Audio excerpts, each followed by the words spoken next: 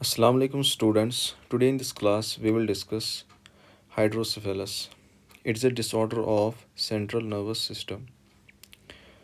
So hydrocephalus is the accumulation of excessive amounts of cerebrospinal fluid within the ventricles of the brain due to an imbalance between the production and absorption of CSF. तो इस disorder के अंदर क्या होता है कि जो brain के अंदर CSF होता है वो एक्यूमुलेट होने लगता है क्योंकि इम्बैलेंस क्रिएट हो जाता है between its production and absorption. यानी ब्रेन के अंदर CSF बनता भी है और फिर एब्जॉर्ब भी होता है, लेकिन इस कंडीशन के अंदर जितना बनेगा उतना फिर बराबर एब्जॉर्ब नहीं होगा और उसी वजह से हाइड्रोसेफेलस क्रिएट होगा। ठीक, हाइड्रोसेफेलस के अंदर क्या होता है कि बच्चे का जो सर होता है वो बढ़ जाता है अपने साइज़ में। ठीक है, क्योंकि अंदर से जो सेरेब्रोस्पाइनल फ्लूइड होता है वो जमा होने लगता है। तो मैं आपको इसकी पिक्चर दिखाता हूँ कि ऐसा बच्चा कैसे दिखने में लगता है। तो ये आप देखिए, यहाँ पर आपको हाइड्रोसेफेलस दिखाया गया है। तो बच्चे का सर कितना बढ़ गया है। ठीक है, तो यहाँ पर आप देखिए कि हाइड्रोसेफेलस के अंदर जो ब्रेन के वेंट्रिकल्स होते हैं जिनका काम CSF बनाना होता है, ठीक है, तो CSF बहुत बन जाता है और फिर वेंट्रिकल्स का साइज़ भी बढ़ जाता है और उसकी वजह से फिर पूरे सर का साइज़ बढ़ जाएगा। अब हम इसके टाइप्स की बात करेंगे। तो सबसे पहला टाइप है ओब्स्ट्रक्टिव हाइड्रोसेफेलस और नॉन कम्युनिकेटिंग हाइड्रोसेफेलस और इंट्रावेंट्रिकुलर हाइड्रोसेफेलस। इसके अंदर क्या होता है कि जो बच्चे के सर का साइज़ बढ़ जाता है तो वो इसलिए होता है क्योंकि जो ये CSF होता है ये वेंट्रिकल्स के अंदर इसलिए एक्यूमुलेट हो जाता है क्योंकि ये बाहर अच्छी तरह से पास नहीं होता है। आप यहाँ पर पढ़ेंगे obstruction in the ventricular system, so CSF does not flow within the ventricles or from the ventricles to the subarachnoid space। ठीक है, जैसा कि मैंने आपको कहा कि जो ब्रेन में वेंट्रिकुलर सिस्टम होता है, ये देखिए ये होता है वेंट्रिकुलर सिस्टम। ठीक है, ये जो आपको ब्लू कलर से सर के बीच में स्पेस दिख रही है, it is the ventricular system. ठीक है, ये देखिए आप, ये वेंट्रिकुलर सिस्टम है। तो इसमें दो लेटरल वेंट्रिकल्स होते हैं, ठीक, और ये थर्ड वेंट्रिकल कहलाता है और ये फोर्थ वेंट्रिकल होता है। ठीक, तो इनके अंदर जो कोराइड प्लेक्सस होता है वो इस CSF को बनाता है। ठीक, फिर इस CSF को बाहर निकलना होता है। ठीक है, सेरेब्रल एक्वेडक्ट के थ्रू या ये जो फोरामेन ऑफ लुश्का है, फोरामेन ऑफ मैगेंडी है, इनके थ्रू ये फिर बाहर सब एराक्नोइड स्पेस में चला जाता है। ठीक, लेकिन जो कम्युनिकेटिंग या जो मैंने टाइप आपको यहाँ पर बताया ओब्स्ट्रक्टिव या नॉन कम्युनिकेटिंग, जो सबसे पहले है, इसके अंदर क्या होता है कि CSF के बाहर निकलने के रास्ते में कहीं पर ओब्स्ट्रक्शन आ जाती है। ठीक, जब ओब्स्ट्रक्शन आएगी तो CSF अंदर ही एक्यूमुलेट हो जाएगा, अंदर ही एक्यूमुलेट होगा तो प्रेशर ज़्यादा बढ़ेगा, प्रेशर ज़्यादा बढ़ेगा तो सर के ऊपर दबाव पड़ेगा, फिर सर का साइज़ भी बढ़ेगा। ठीक है, तो ये होता है पहले वाले हाइड्रोसेफेलस के टाइप के अंदर की ओब्स्ट्रक्शन आ जाती है CSF के बाहर निकलने के रास्ते में। ठीक है, और CSF को कहाँ पर निकलना होता है? सब एराक्नोइड स्पेस में, ये आप याद रखिए। 1 सेकेंड,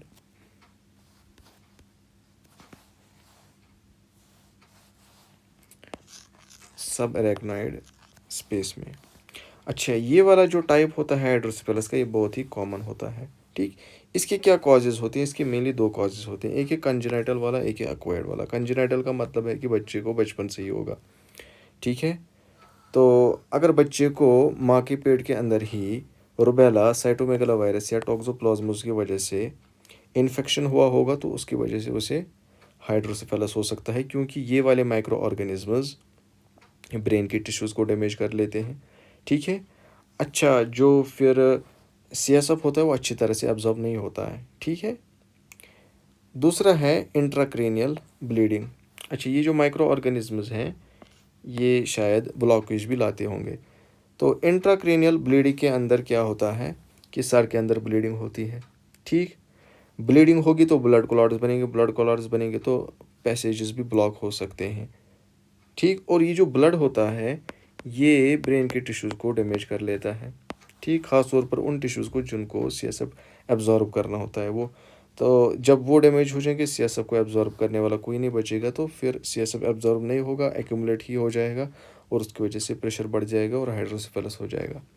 ठीक, ऐसी बच्चे के अंदर अगर कुछ दूसरी माल फॉर्मेशंस यानी डिसऑर्डर्स हैं like stenosis of the aqueduct और फोरामेन ऑफ मनरो और अर्नोल्ड चियारी माल फॉर्मेशन। आप यहाँ पर देख सकते हैं कि ये यहाँ पर फोरामेन ऑफ मनरो है। ठीक, ये फोरामेन ऑफ लुश्का है, ये फोरामेन ऑफ मैगेंडी है, या ये सेरेब्रल एक्विडक्ट ऑफ सिल्वेसी। अब अच्छी तरह से देख सकते हैं कि ये असल में पैसेजेस हैं, नालियाँ हैं, सीएसएफ को बाहर निकलने के रास्ते हैं। अगर इनके अंदर स्टिनोसिस हो जाएगी, स्टिनोसिस का मतलब होता है कि इनका रास्ता तंग हो जाएगा, तब भी सीएसएफ बाहर नहीं निकल सकता है। बाहर नहीं निकलेगा, अंदर ही एक्यूमुलेट हो जाएगा, अंदर ही एक्यूमुलेट हो जाएगा, तो ये डिजीज़ कॉज हो सकती है।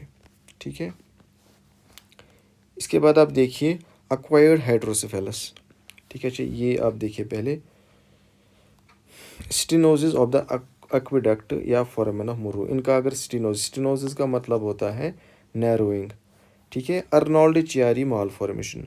अच्छा, ये एक अलग से डिसऑर्डर है।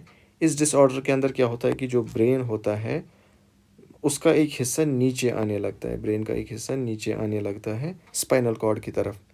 ठीक, उसकी वजह से ब्लॉकेज क्रिएट हो जाती है और उसकी वजह से फिर ये हाइड्रोसेफेलस हो जाता है। दूसरा वाला है एक्वायर्ड हाइड्रोसेफेलस। एक्वायर्ड हाइड्रोसेफेलस के अंदर क्या होता है,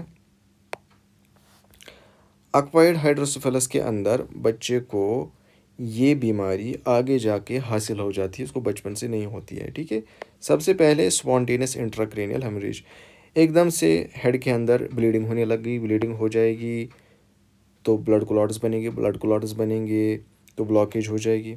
ठीक है, या इसको छोड़ के अगर ब्लड निकलेगा तो वो हेड के टिश्यूज़ को डैमेज करेगा, ख़ास तौर पर एब्जॉर्प्शन वाले टिश्यू को, तो सीएसएफ एब्जॉर्ब नहीं होगा तो वो अंदर ही एक्यूमुलेट हो जाएगा, अंदर ही एक्यूमुलेट हो जाएगा, तो ये बीमारी कॉज हो सकती है।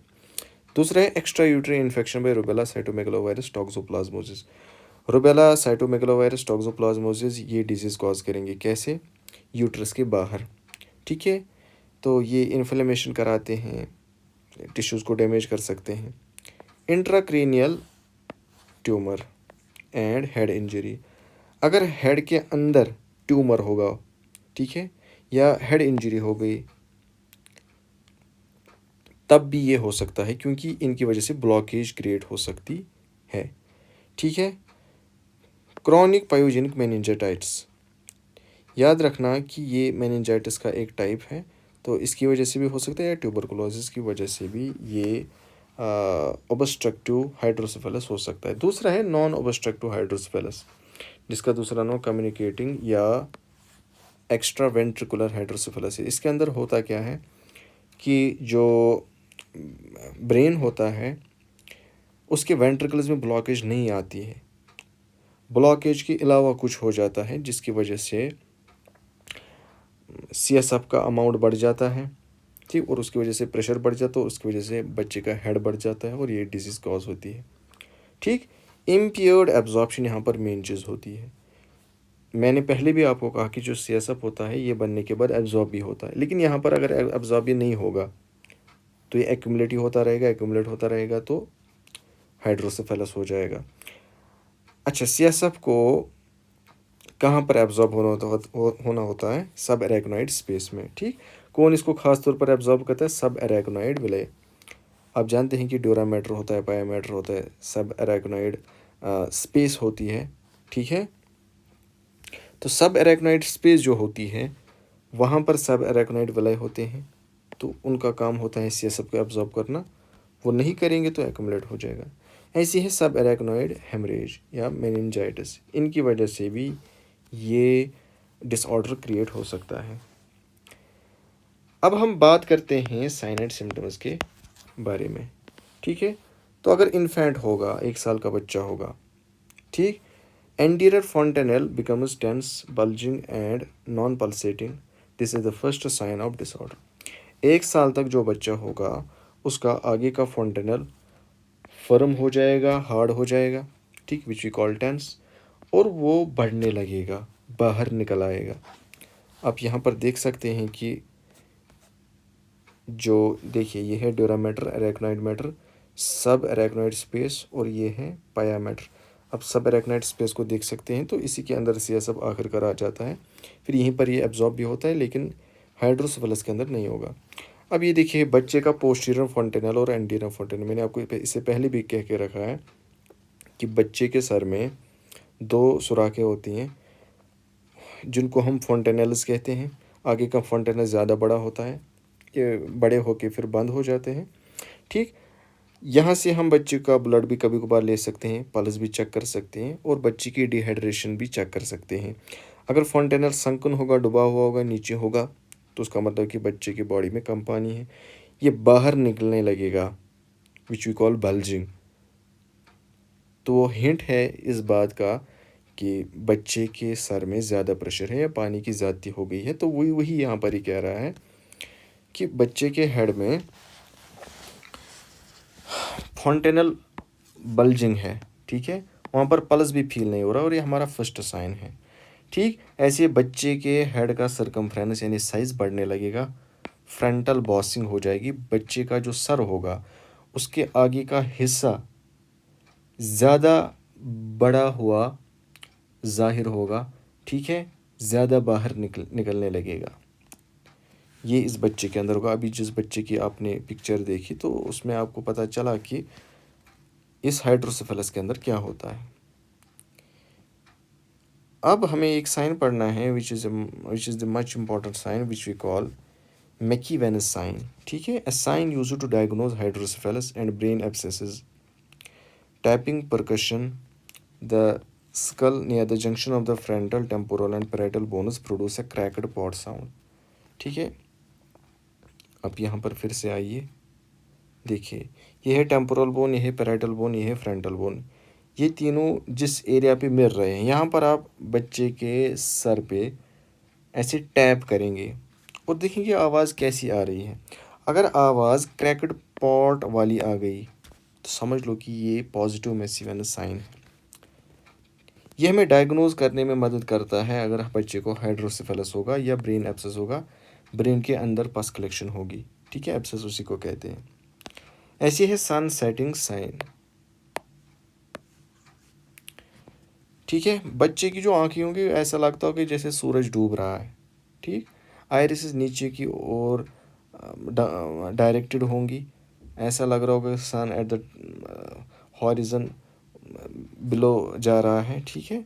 सिकलरा यानी सफ़ेदी हमें साफ तौर पर दिखाई देती होगी, ये भी इस बच्चे के अंदर हो जाता है।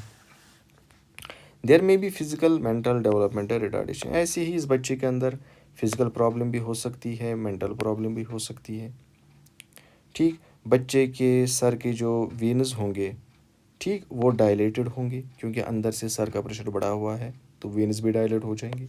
ऐसे जो स्यूचर्स होते हैं बच्चे के सर के बोन जहाँ पर एक दूसरे से मिलते हैं वो एक दूसरे से बहुत जुदा होंगे, ठीक है, जबकि उनको एक दूसरे के बिल्कुल पास रहना चाहिए था, ठीक। वी नो देयर आर स्यूचर्स, ठीक, जो बिल्कुल बंद नहीं होते हैं, बड़े में जैसे होते हैं, लेकिन यहाँ पर वो एक दूसरे के साथ मिलते भी नहीं हैं, जुदा हैं एक दूसरे से क्योंकि अंदर सर का प्रेशर बढ़ा हुआ है।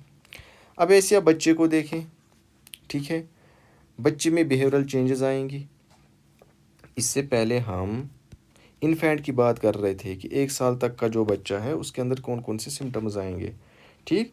तो अब जो चाइल्ड होगा उसके अंदर बिहेवियरल चेंजेस आएंगे, जैसे वो इरिटेट फील होगा, ठीक है, सॉरी, जैसे वो इरिटेशन फील करेगा, इरिटेबिलिटी दिखाएगा, लेथार्जिक मीन्स उसमें थकावट होगी बच्चे में, ठीक है। तो ऐसे ही वो जब रोएगा तो बहुत ज़ोर से रोएगा, चिल्ला चिल्ला के रोएगा, उसका रोना हमें बहुत ही बेचैन करेगा, ठीक। उसको सीजर्स आ सकते हैं, ठीक, और ये लेट साइंस हैं।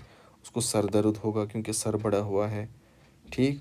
ख़ास तौर पर तब जब वो जागेगा, ठीक। उसको उल्टियाँ महसूस होंगी, उल्टियाँ आएंगी भी, उसकी वॉलेंट्री मोमेंट्स ऑफ मसल्स के अंदर कोऑर्डिनेशन नहीं होगी, which we call at action nystagmus. उसकी आई मोमेंट जो हैं वो क्या होंगी, एबनॉर्मल। आई मोमेंट्स और abnormal you know involuntary type of moments होती हैं, ठीक। आंखें इधर उधर हो रही होती हैं कि इसके अंदर होगा। अब हम मेडिकल मैनेजमेंट की बात करेंगे। इस पेशेंट को हमने ठीक करना है। हम जानते हैं कि इसकी बॉडी में ज़्यादा पानी है, ठीक है, या बेहतर तरीके से हम ऐसे कह सकते हैं कि इसके हेड में ज़्यादा पानी है CSF की फॉर्म में। हम चाहेंगे कि इसकी बॉडी का पानी कम हो और उससे CSF भी कम हो जाएगा। CSF कम हो जाएगा तो CSF का प्रेशर भी कम हो जाएगा। CSF का प्रेशर कम होगा तो बच्चे को रिलीफ मिलेगा। अब हम जानते हैं कि बच्चे की बॉडी में जो दवाइयाँ पानी को कम करेंगे they are called diuretics. Diuretics कौन सी दवाइयाँ होती हैं, जो यूरिन ज़्यादा बनाते हैं। यूरिन ज़्यादा बनेगा, पानी कम होगा, पानी कम होगा, CSF कम होगा, CSF कम होगा, CSF प्रेशर कम होगा, CSF प्रेशर कम होगा, बच्चे को रिलीफ मिलेगा। बच्चे को रिलीफ मिलेगा तो वही तो हम चाहते हैं, ठीक। उसमें हम दवाई दे सकते हैं एस्टाजोलामाइड, ठीक है। डायरेक्टली आइए सर्जिकल मैनेजमेंट के ऊपर। सर्जिकल मैनेजमेंट के अंदर हम कई तरह की सर्जरीज कर सकते हैं। मैं आपको पिक्चर्स दिखाता हूँ। यहाँ पर आइए, देखो, ऊपर आप सर को देखिए, नीचे आप पेट को देखिए, ठीक। सर के वेंट्रिकल्स के अंदर हम एक पाइप डालेंगे जिसको हम शंट कहते हैं। वो शंट हम यहाँ से कनेक्ट करेंगे पेट के प्लूरल कैविटी के अंदर, सॉरी पेरिटोनियल कैविटी के अंदर। पेट की जो कैविटी होती है बाहर से, ठीक, that is called peritoneal cavity. ऊपर का पानी अब जो है नीचे आके पेट में जाएगा, ठीक। पेट में जगह बहुत होती है, यहाँ पर ट्यूब भी अच्छी तरह से रह सकता है और पानी अच्छी तरह से एब्जॉर्ब भी हो सकता है। This is called shunting, this is called shunting. तो यही हम करेंगे। अच्छा, कभी कभार हम ये ट्यूब, ठीक है, हार्ट के साथ कनेक्ट करेंगे, कभी कभार हम ये लंग के साथ कनेक्ट करेंगे प्लूरल स्पेस के अंदर, और कभी हम ये यूरेटर के साथ कनेक्ट करेंगे, ठीक है। So on this basis we classify these surgeries, ठीक है। यहाँ पर भी ये कह रहा है, सबसे पहले अगर आपने बच्ची की सर्जरी कर ली तो उसके सर को आप बार बार अपनी पोजीशन से हटाइए, ठीक है, ताकि उसके बॉडी में कहीं पर भी प्रेशर सोर ना बने, ठीक है, हेड में भी प्रेशर सोर ना बने, ठीक। और उसके लिए आप कौन सा बिछोना बिछाएंगे, एक्यूरेट मैट्रेस, ठीक है। एक ऐसा मैट्रेस होता है जिससे प्रेशर सोर्स अवॉइड हो जाते हैं, ठीक। दूसरा ये है कि इसमें जो शंट्स आप यूज़ करते हैं वो 4 तरह के होते हैं, जो वेंट्रिकल से पानी निकाल के डिफरेंट कैविटीज़ में डालते हैं। यहाँ पर आप आइए, पहला वाला है वेंट्रिकुलो पेरिटोनियल शंट, VP शंट, ठीक। ये CSF को निकालता है लेटरल वेंट्रिकल से और डालता है पेरिटोनियल कैविटी में, ठीक है। ये मैंने आपको बताया कि पेरिटोनियल कैविटी के अंदर स्पेस बहुत होती है, तो वहाँ पर लार्ज कॉइलेड कैथेटर ट्यूबिंग रह सकती है, और वहाँ पर जगह भी जो बहुत होती है, वहाँ पर ज़्यादा पानी एब्जॉर्ब होता है CSF का, ठीक। तो उससे हमें ज़्यादा बेनिफिट मिलता है। सबसे कॉमनली यही यूज़ किया जाता है। वेंट्रिकुलो आर्टेरियल शंट, VA शंट, यहाँ पर हम उस शंट को अब राइट एट्रियम के साथ कनेक्ट करते हैं। ये बड़े बच्चों में यूज़ होता है या उन बच्चों में यूज़ होता है जिनके पेट में कोई प्रॉब्लम होती है, वहाँ पर हम शंट कनेक्ट नहीं कर सकते हैं, ठीक है। एब्डोमिनल पैथोलॉजी हम उसी को कहते हैं। इसके बाद है वेंट्रिकुलो प्लूरल शंट, ठीक। अब वेंट्रिकुलस को हम प्लूरल कैविटी, लंग की कैविटी के साथ कनेक्ट करेंगे, और यहाँ पर हम यूरेटर के साथ कनेक्ट करेंगे, जो अभी मैंने आपको बताया। अब सर्जरी हो गई पेशेंट की, ठीक है। तो अब हम उसका क्या ख्याल करेंगे, उसको हम अनऑपरेटेड साइड में रखेंगे, जहाँ से सर्जरी नहीं हुई है वहीं से हम उसको बिठाएंगे, वहीं से हम उसको सुलाएंगे, ठीक है, ताकि शंट के ऊपर प्रेशर ना पड़े, खासतौर पर शंट के वैल्यू के ऊपर, ठीक है। ऐसे हम बच्चे को फ्लैट पोजीशन में रखेंगे, ठीक, ऐसे नहीं रखेंगे, ठीक है। हम उसको खड़ा करके रखेंगे तो सर के अंदर प्रेशर कम हो जाएगा। हमने ट्यूब को कनेक्ट करके ऑलरेडी प्रेशर को कम किया है, क्योंकि वैसे पानी वहाँ से निकल गया, प्रेशर कम हो गया। अब अगर हम इसको इसके बाद खड़ा ही रखेंगे, फ्लैट पोजीशन में नहीं रखेंगे, तो प्रेशर एकदम से रिड्यूस हो सकता है, कम हो सकता है, उसकी वजह से प्रॉब्लम हो सकती है। दूसरा ये है कि हमें कंटिन्यूसली इंट्राक्रैनियल प्रेशर को मॉनिटर करते रहना है या ऑब्जर्व करना है जब करना होगा। तो अगर ज़्यादा कम हो जाएगा इंट्राक्रैनियल प्रेशर तो उसको जल्दी से ठीक करना है, ठीक है, या बढ़ जाएगा उसका भी ख्याल करना। अगर बढ़ा तब पेशेंट को हम इस वाली पोजीशन में रखेंगे। वेट 15 to 30 डिग्री हेड को हम एलिवेट करेंगे। ऐसे ही अगर शंट के अंदर कोई प्रॉब्लम हो गई जो बच्चे के साथ कनेक्टेड है, ठीक, तो वो हमें हेडेक या लैक ऑफ एपेटाइट से मालूम होगा बच्चे का, ठीक है। बच्चे को भूख नहीं लगेगी, उसको सर दर्द होगा, तब हमें मालूम होगा। ऐसे ही बच्चे की बॉडी में जो फ्लूइड होगा उसको हमें कम ही रखना है, तब हम उसको कम पानी देंगे, उसको ज़्यादा पानी नहीं देंगे पहले 24 घंटों के अंदर। और ऐसे ही आपको पता है कि बच्चे का जो फोंटेनल है वो नीचे चला गया है। अगर वो ज़्यादा नीचे चला गया जबकि इससे पहले वो बहुत ऊपर था, नीचे चले जाने का मतलब है कि प्रेशर ज़्यादा कम हो गया। प्रेशर ज़्यादा कम हो जाएगा तो डॉक्टर को फ़ौरन बताना है और हेड को लो करना है। यानी ये साइन है कि बच्चे के हेड में प्रेशर कम हो गया है, ठीक है। हमने जो ट्यूब कनेक्ट किया उसने सेरेब्रोस्पाइनल फ्लूइड को एकदम से कम कर लिया है, उसकी वजह से भी प्रॉब्लम होगी। ऐसे ही आपको कैसे पता चलेगा कि शंट के अंदर कोई ख़राबी है? अगर बच्चा ज़ोर ज़ोर से रो रहा है, ठीक, या वो थका हुआ महसूस कर रहा है, या वो खाना नहीं खा रहा है, दूध नहीं पी रहा है। अब जो आपने ये शंट कनेक्ट किया इसमें क्या प्रॉब्लम हो सकती है? अब यहाँ पर देखिए, ये जो आपने ट्यूब बांधा है, इस ट्यूब के अंदर अगर कहीं पर ट्विस्टिंग आएगी, ठीक, विच यू कॉल्ड किंकिंग, वो कॉम्प्लिकेशन पैदा हो सकती है। ऐसे ये ट्यूब कभी डिस्कनेक्ट भी हो सकता है, प्लगिंग ब्लॉकेज इसमें आ सकती है, या ये सेपरेट हो सकता है, या ये जो शंट होता है इसको कनेक्ट करके 2 महीने बाद बच्चे में एक इन्फेक्शन हो सकता है। यहाँ पर हमारे टॉपिक कंप्लीट हो जाता है। तो आई होप आपको ये सारी चीज़ें समझ आई होंगी। Thank you so much.